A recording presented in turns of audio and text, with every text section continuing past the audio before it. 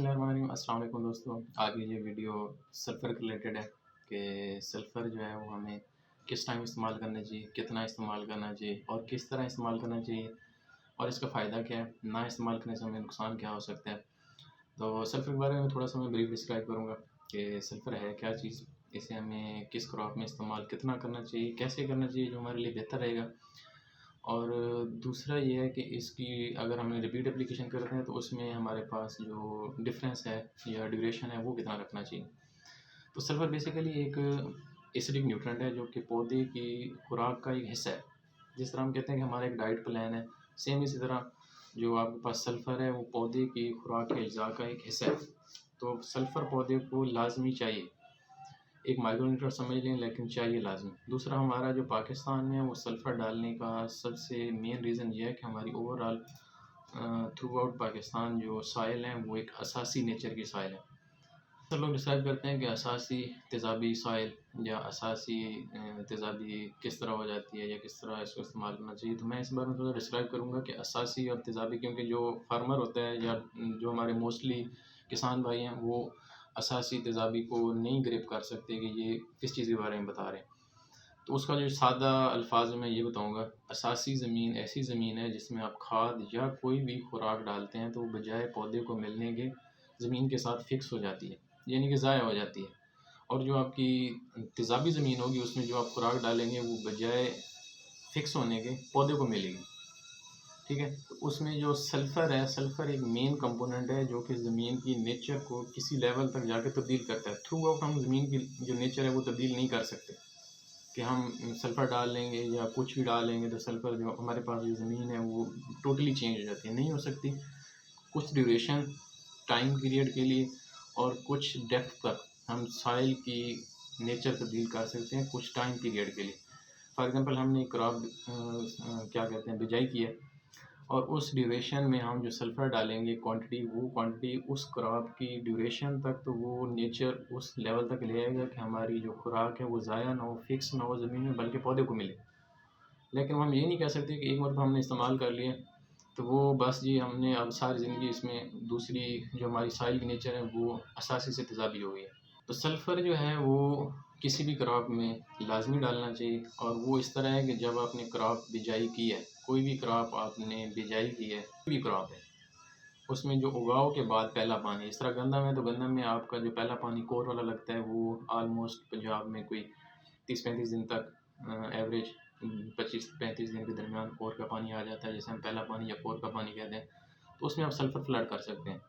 या इसके अलावा कोई भी और क्रॉप है, वो आपके पास मेज़ है, वो आपके पास वेजिटेबल है, उसमें भी आप जर्मिनेशन के बाद जो पहला पानी लगाएँगे उसमें सल्फ़र जो स्टैंडर्ड वैल्यू है वो आप 2 केजी पर एकड़ सिंगल एप्लीकेशन में इस्तेमाल कर सकते हैं। और ये आप 8 केजी पर एकड़ के हिसाब से थ्रू आउट क्रॉप भी यूज़ कर सकते हैं। इससे ज़्यादा ना करें क्योंकि एक एसिडिक न्यूट्रेंट है वो साइड इफ़ेक्ट भी आ सकता है। लेकिन मिनिमम 2 केजी, मैक्सिमम 8 केजी। लेकिन इसकी जो रिपीट एप्लीकेशन है उसमें आप कम अज़ कम 25 से 30 दिन का वक्फ़ा दें। एक आपने एप्लीकेशन की है, उसको 25 से 30 दिन वक्फ़ा दें और फिर दूसरी एप्लीकेशन करें। और दूसरा ये है कि सल्फ़र करता क्या है? ये हम डालते क्यों हैं? इसका फ़ायदा क्या है?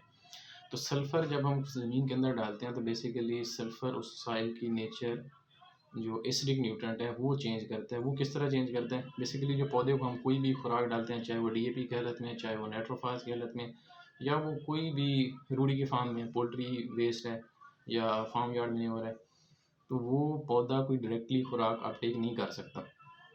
वो उस पौधे की जड़ के अंदर नाइट्रोजन फिक्सेशन बैक्टीरिया होते हैं जो उस जो खुराक है उसको उस हालत में कन्वर्ट करते हैं जिस कंपोनेंट की सूरत में पौधे को चाहिए।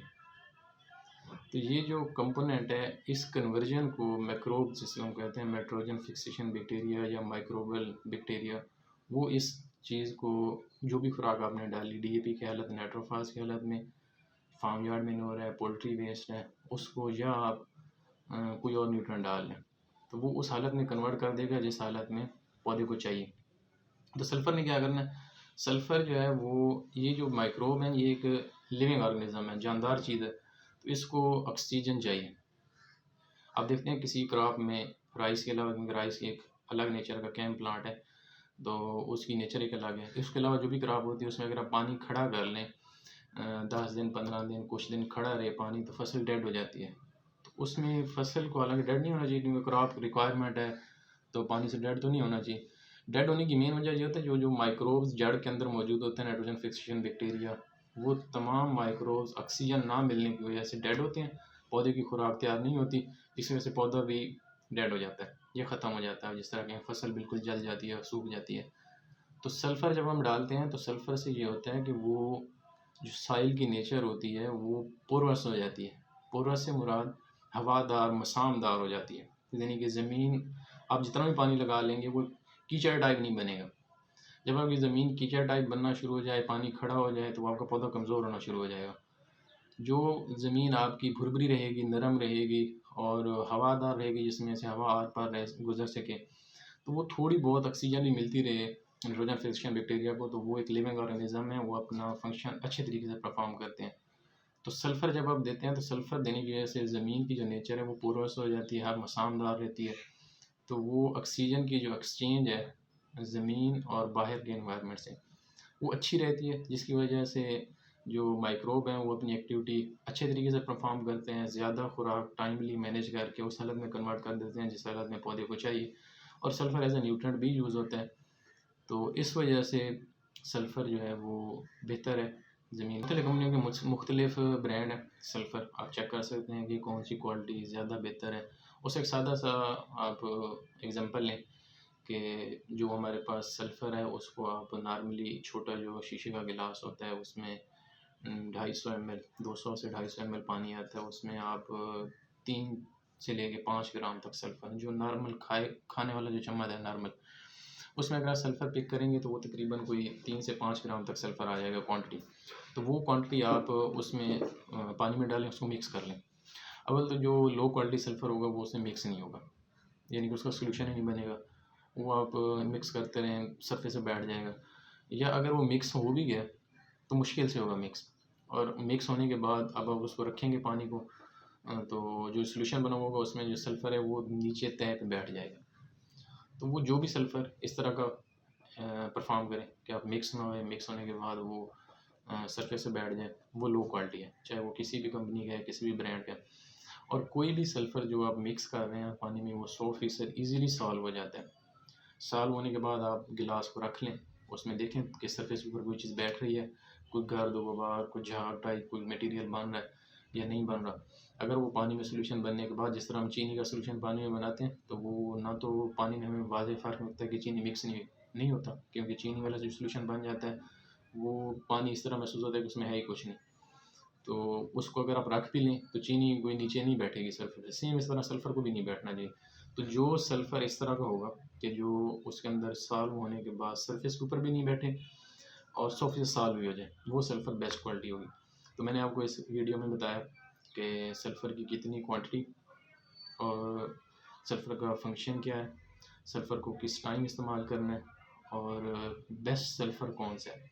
अच्छा, सल्फ़र की मार्केट में जो है ना वो 2 वैराइटियाँ आती हैं, एक पाउडर फॉर्मुलेशन है और एक दानेदार है। तो पाउडर फॉर्मुलेशन जो है वो दानेदार से ज़्यादा बेहतर है। कोशिश करें पाउडर फॉर्मुलेशन यूज़ करें और वो क्रॉप की जर्मिनेशन के बाद यूज़ कर लें, और वो जितना अर्ली इस्तेमाल करेंगे उतना फ़ायदा होगा। जितना आप इसको क्रॉप की एप्लीकेशन में लेट करते जाएँगे उतना उसका फ़ायदा कम होता जाएगा। उम्मीद करता हूँ इस वीडियो में आप तमाम दोस्तों को सल्फ़र के बारे में अच्छी तरह समझ आ गई होगी। इंशाल्लाह इसी तरह नेक्स्ट वीडियोज़ में मैं मज़ीद क्रॉप रिलेटेड जो है ना इन्फॉर्मेशन शेयर करता रहूँगा। आज के लिए इतना ही काफ़ी। अल्लाह हाफ़िज़।